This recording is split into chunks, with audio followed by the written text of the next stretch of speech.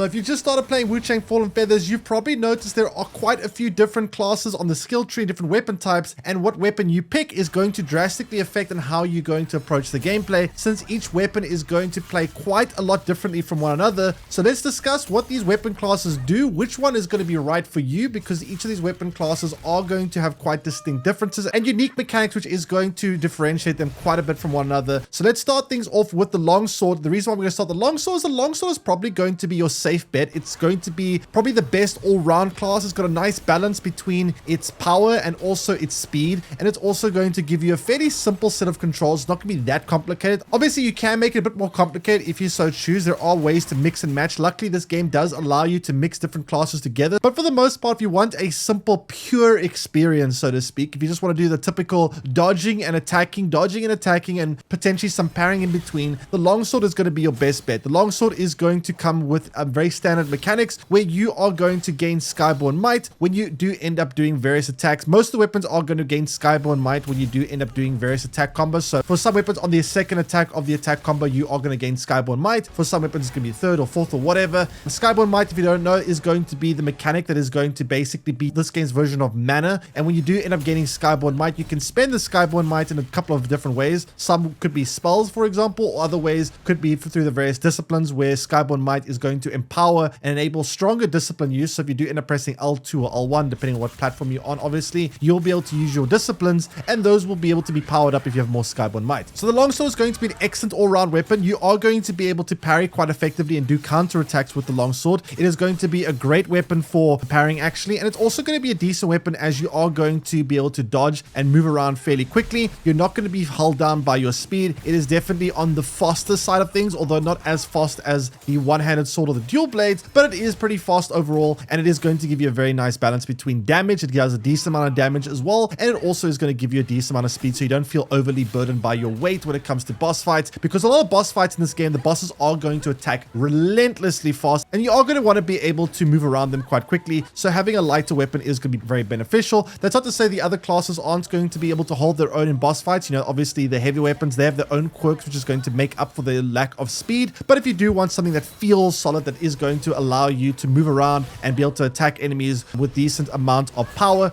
the longsword is going to be used. The longsword isn't going to have too many unique mechanics. It is going to make use of some amount of clashing, and if you don't know what clashing is going to be a mechanic where if you do end up doing certain attack combos, you'll typically notice your weapon will glow white when you have a clash attack, and the clash attack is going to allow you, when you attack an enemy at the same time they attack you, it is going to somewhat deflect the damage, so you won't take the full brunt of the damage. You'll only take a partial amount of damage, and your attack will go through without being stunned. So the longsword will have some clash mechanics. This is going to be unlocked in the skill tree, and this is going to allow the third attack of your longsword to potentially gain clashing. It's going to be a little bit difficult to time this, obviously, to clash with enemies, but it is an option there if you do want to do longer attack combos. However, when it comes to boss fights, obviously longer attack combos can be a bit difficult to pull off, so just keep that in mind. But overall, I would definitely recommend the longsword. If you are new to the Souls-like genre, or if you are just starting out, it definitely is a good place to start, just to familiarize with the mechanics of the game, and then perhaps move on to some of the other classes before you end up jumping straight into those, because they can be a little bit more confusing and are going to require some very different play styles. So speaking of different playstyles, let's now discuss the one-handed sword. This one is going to be the smaller counterpart of the longsword, and the reason why this one is going to be used with one hand is it's very much going to rely on the Skyborn Might mechanic, which is going to empower you to do magic attacks. This weapon is going to be kind of like the go-to class if you want to play as a mage or a sorcerer. You want to rely more on using either your disciplines, or if you want to rely more on spells. Unlike any other class in the game, the one-handed sword is going to passively generate Skyborn Might when you unlock the perk Biding Time, and this is going to be great if you want to play as a spellcaster, because you are going to obviously need Skyborn Might constantly in order to cast those spells. Weapons in this class are also typically going to scale with magic, and magic is obviously going to not only enable your weapon to do more damage if it scales with magic, but it's also going to scale with your spells and allow your spells to do more damage. So if you want to play as a spellcaster, the one-handed sword is going to be your best bet. Now, spells in this game are typically a little bit underpowered. However, if you do want to play them as a one-handed build, it is going to make them a lot more powerful, and actually it can be a quite effective method of using when it comes to this build, because I found myself when I ended up using the one-handed sword, you could actually spam some of the cheaper spells very, very frequently to the point where you actually didn't have to use your weapon at all. I mean, I went through some boss fights with the one-handed sword where I was pretty much just only using my spells, and you could actually stay fairly safe distance from bosses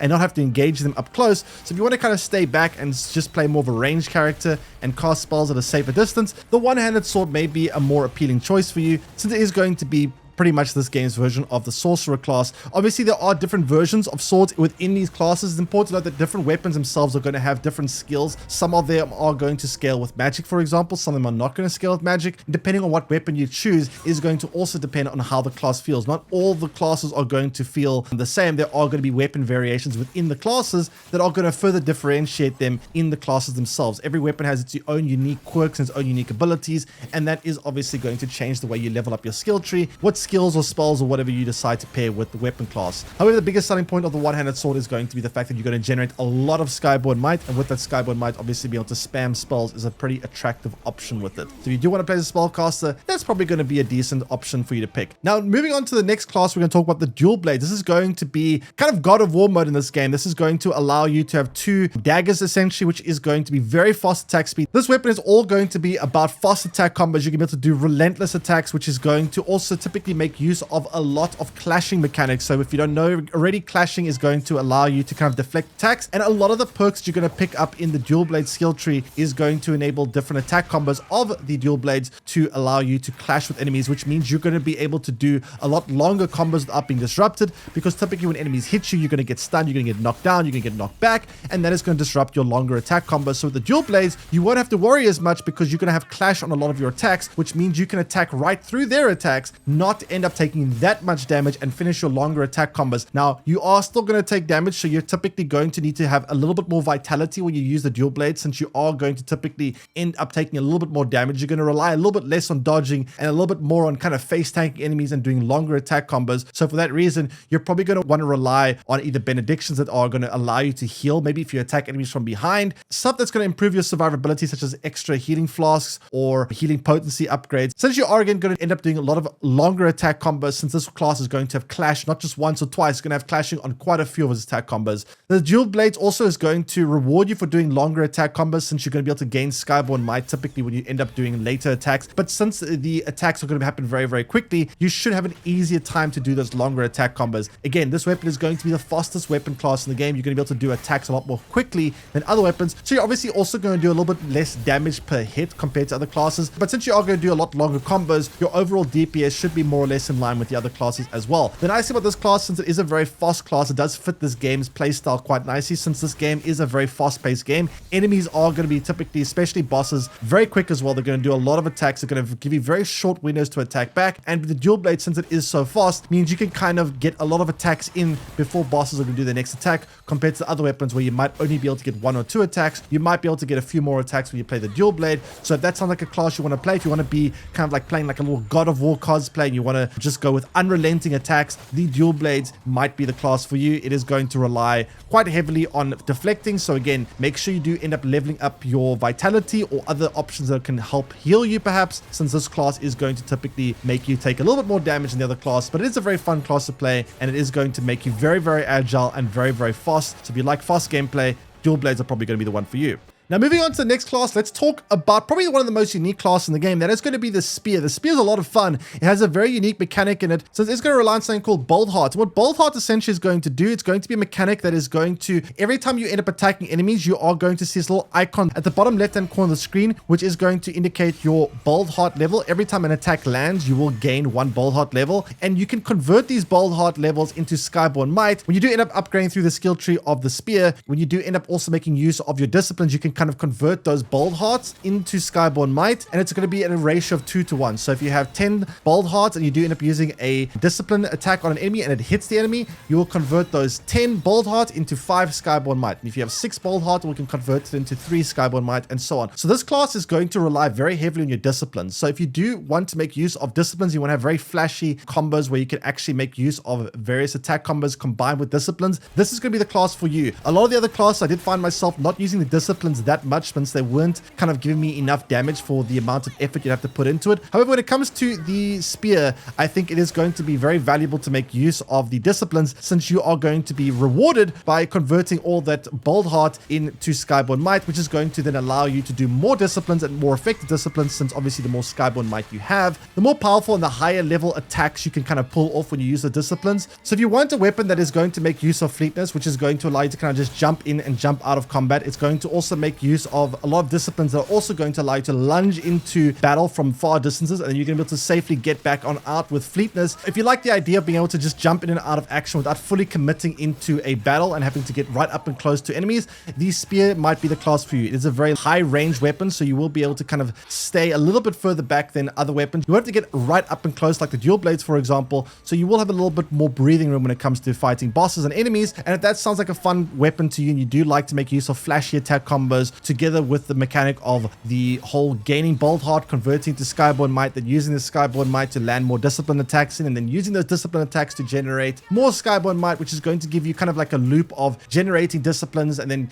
getting more Skyborn Might. And this is what pretty much the spear is all going to be about. It's actually a lot of fun to make use of because you can stack a lot of your disciplines together, where you can actually use a lot of discipline attacks right one after the other, which is actually quite flashy and makes this weapon quite satisfying to use. So that sounds like something you would like to play as. Try out the spear. Just note that it is going to be a lot slower when it comes to its regular attack combos, so it is going to be a little bit clunkier than other weapons. You're going to have to get used to it, and it's not going to be as easy to dodge, and it's also going to be a little bit more tricky to learn your timings when it comes to those dodges on a boss fight, since boss in this game are of course going to attack very quickly, and this weapon is going to be a little bit on the slower side. But once you do get the hang of this weapon, once you do get kind of into the loop of its gameplay, it is a very powerful weapon and is going to allow you to get quite good results if you get used to it, but it's going to be a little bit more on the difficult side to make use of. Then moving on to the last weapon class, we're going to be taking a look at the Battle Axe, or the Great Axe, and this is going to be the heaviest and slowest attack combo class in the game. It is going to be a class that is going to reward you for face tanking enemies. This one is going to be a very unique class in the fact that it is going to require you to just basically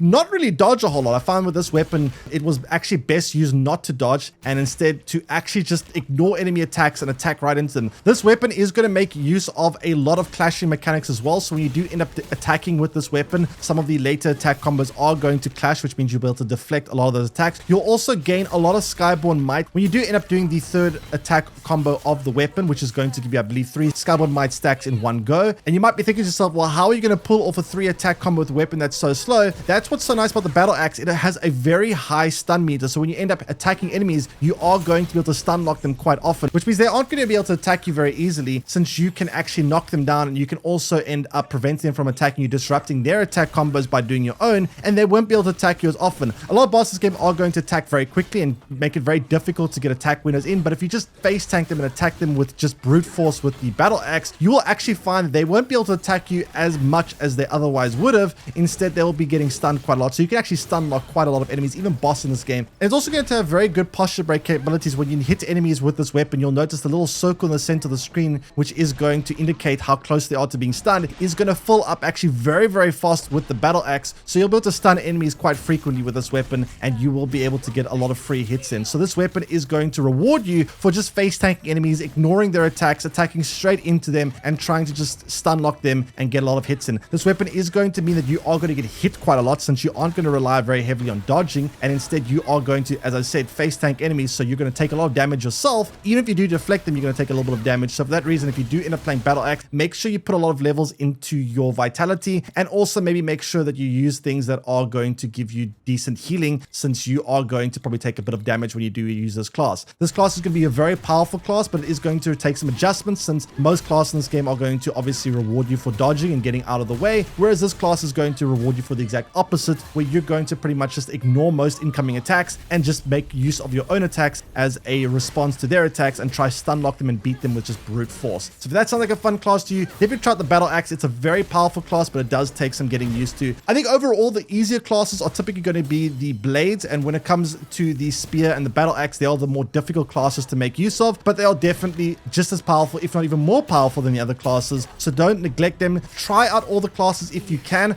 This game is going to allow you to respec at any point with 0 cost. You can respec any node you want at any point in the game, so try out all the weapon classes, figure out which one feels best for you, and then you can decide which one you want to go for. If you are obviously obviously new to this type of game, if this is the first time playing a Souls-like, I would recommend sticking to something like the longsword. Since the longsword is going to be the most well-balanced weapon, it's going to be very powerful, very well-balanced, not too complicated. Stick to that if you're new to this type of game. Otherwise, definitely experiment with some of the other classes because you'll be quite surprised with the results, and they are a lot of fun. They play very differently from one another, and I think you'll have fun with all of them. Anyway, if you like the video, don't forget to like and subscribe, because in the coming days, I'm going to be uploading a lot of class guides for all the different classes in Wuchang Fallen Feathers. So if you want a more in-depth look at the various classes, make sure you subscribe, because I will be posting those videos on my channel in the next few days. And anyway, I'll see you guys again next time. Take care, everyone, and bye-bye.